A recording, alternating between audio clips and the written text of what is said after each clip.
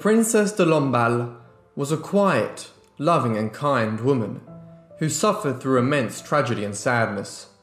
Though she tried to remain positive throughout her life, it was always short-lived. She was a woman known to be completely undeserving of her brutal and tragic end. The princess was born Marie-Thérèse Louise of Savoy-Carignano in Turin, Italy, on the 8th of September 1749. She was the daughter of Louis Victor of Carignano and Landgravine Christine of Hesse-Rheinfeld-Rothenburg, both of whom were descended from European royalty.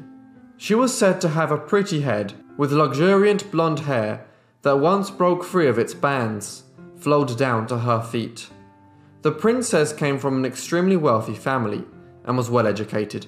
She spoke several languages and was well read. She loved reading Italian poetry as well as books by popular authors such as Machiavelli and Dante. Reading was one of her favourite pastimes, and she had invested in her own extensive personal library. Her impressive education and the wealth of her family put her in good standing for marriage. In 1767, the Duke of Penthièvre had asked Louis XV to help him in finding a suitable wife for his son, the Prince de Lamballe. The king agreed and suggested he turn his attention to the Princess of Savoy. The Prince de Lamballe was shown a portrait of the princess, and at just the age of 17, her fate was sealed. She arrived in France on the 30th of January at Montereau and was greeted by an inquisitive-looking young man with a beautiful bouquet of flowers. Initially confused, the princess soon realized that this was her future husband. They were married later on that same day in the chapel of the Château de Nangis, in the home of the Count of Guerchy. The marriage, though, was short-lived. The Princess de Lamballe had shown her husband love and affection, and initially, the two seemed happy in marriage. But the court of Versailles was notorious for its scandals, and it wasn't long before the princess found herself at the centre of another. The princess was introduced to the court of Versailles, where she had gained admirable favour, but the relationship between her and her husband quickly broke down. The prince had engaged in an adulterous relationship with two actresses, and Marie was left devastated by her husband's betrayal. Her father-in-law consoled her, but after a year of marriage, she would be hit with even more grief as her husband passed away in 1768 of a venereal disease, before he could reach the age of 21. She had managed to find forgiveness for her husband's transgressions, caring for him tenderly until he passed away.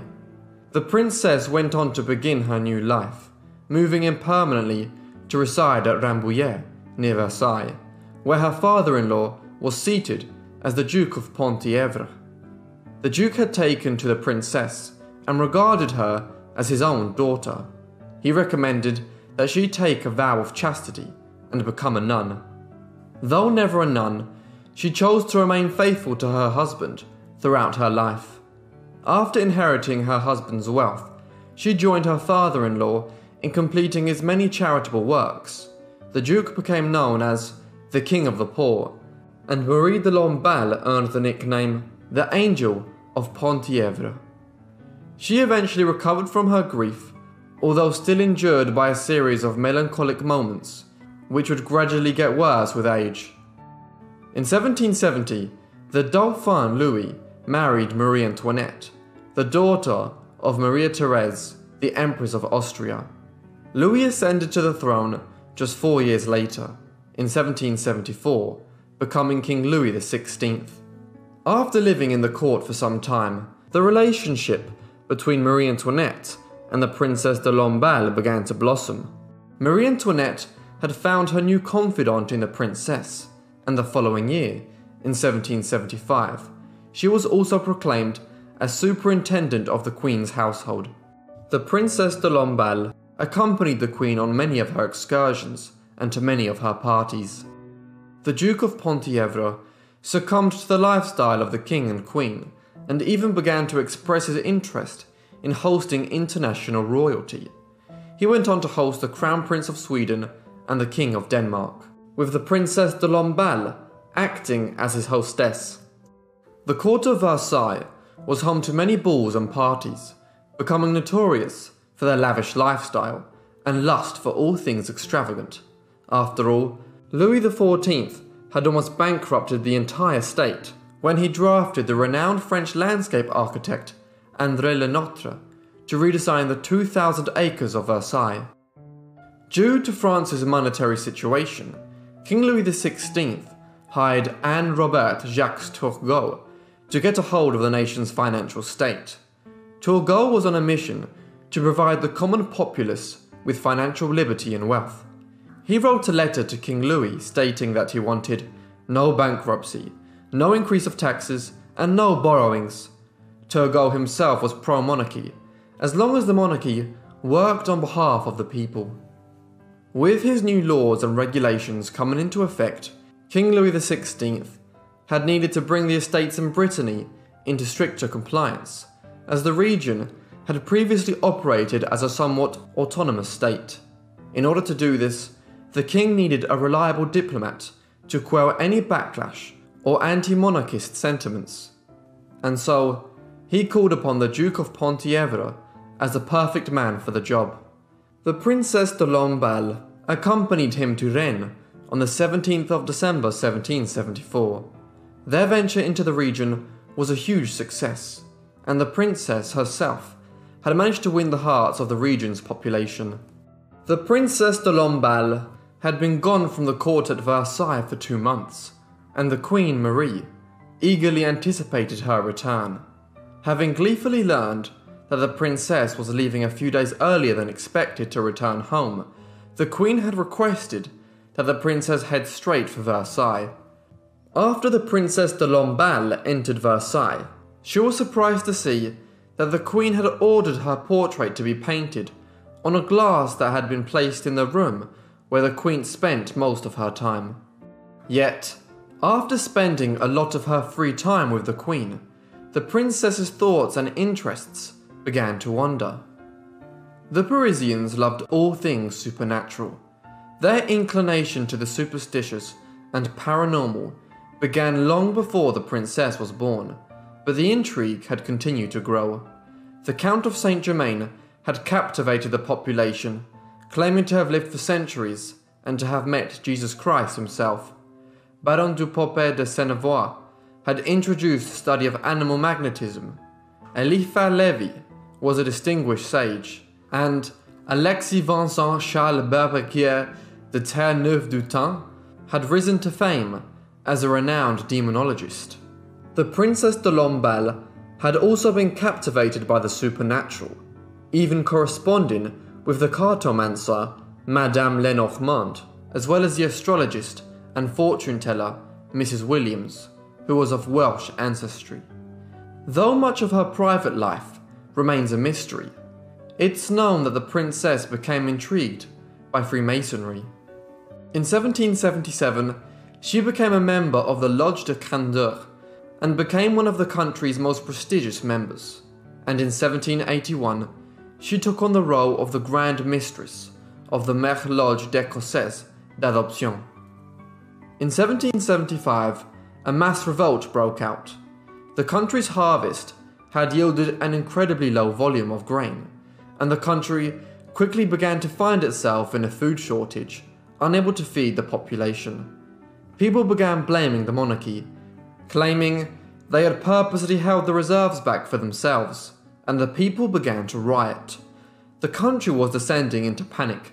Looters were out in force, and farmers were held to ransom by the looters, who were forced into selling their grain for a lot lower prices. Throughout April and May, the rioters caused chaos in what became known as the Flower War. Tragedy struck again for the princess when in 1778 she lost both of her parents. In the year 1785, the population of France became increasingly hostile toward the throne and the lavish lifestyle they were living, while much of France suffered in the cases of extreme poverty. The people had needed to find an excuse for every possible misfortune, and they found it in Marie Antoinette. She became a public hate figure. The years of 1786 to 1789 remained free of tragedy for the princess, and, in a letter written by Horace Walpole, it said that the princess went on a visit to England in mid-1787. The situation in France, however, wasn't improving. The king became fonder of his personal collections, rather than making decisions on running the country, and the queen was more suited to spending large amounts of money on diamonds and other luxurious goods, as well as owing a lot of money in unpaid gambling debts. On the 5th of May 1789, King Louis XVI assembled the Estates General at Versailles, which hadn't met since 1614. He called the meeting to introduce a new tax law, which would impose a higher tax rate on landowners and wealthy noblemen. The middle class at the meeting, which included the likes of lawyers and teachers, had called for a constitution. The king was outraged. He believed the monarchy should maintain absolute power, with no set of rules or government to take away his power. Those in attendance at the Estates General meeting had formed an oath at the nearby tennis court on the 20th of June 1789, in which they declared they would not go home until the king agreed to form a constitution. On the 27th of June, they formed their own parliament, which they called the National Assembly. Some nobles and clergymen also began joining the new parliament. The king was angered, but so too were the common people. Bread prices were still high, and many were still going hungry. The king refused to accept the National Assembly and even sacked a minister who was known to be working on behalf of the poor. Completely outraged, thousands of residents gathered in protest and stormed the fortress of Bastille. Against the estimated 8,000 protesters, the king's men did nothing to stop the storming of the fortress. The governor of Bastille handed over the keys to the protesters, but it was too late to be sympathetic toward them now. He was a man that had helped to lock up hundreds of prisoners that had spoken out against the king. The protesters had their man, and in a rage, proceeded to behead the governor. This was the first time the peasants of France had revolted against the absolute power of the king, and won. Spurred on by their victory, the protests were growing in ferocity, and Louis knew that he had lost Paris. Any thoughts of attempting to win back the Bastille by force were quickly shunned. Rumours began circling that King Louis was drawing up plans to use military force in order to get rid of the National Assembly. In October, the royal family were taken to the palace at Tuileries, where the people could keep an eye on the king's actions. Still as defiant as ever, the king and the royal family tried to make their escape from France. The plan was to reach Austria and get help from Marie Antoinette's brother, who was now the Emperor of Austria. In June 1791, they made their attempt, but were stopped at Varennes and brought back to Paris in their carriage. In 1791, the Princess de Lamballe had managed to avoid capture and travelled to England once again, on a visit to Blenheim, Oxford and Bath. Only this time, it appears as though she was on a quest for protection. Marie Antoinette had already sent messages to ask for assistance, but it seems as though the princess arrived in person to ensure the severity of the impending situation was heard. The Queen of England received the princess with great affection and to great pleasure, but when she asked King George III for assistance, he refused, telling her that the French royal family had brought about their own misfortunes. The King of France wrote to the princess, telling her not to return, as things had gotten too dreadful. She wrote back saying, "The Queen needs me, and I must live or die at her side." She wrote her will at Aix-la-Chapelle, which even included her beloved dogs, and she returned to France to stand by the Queen's side.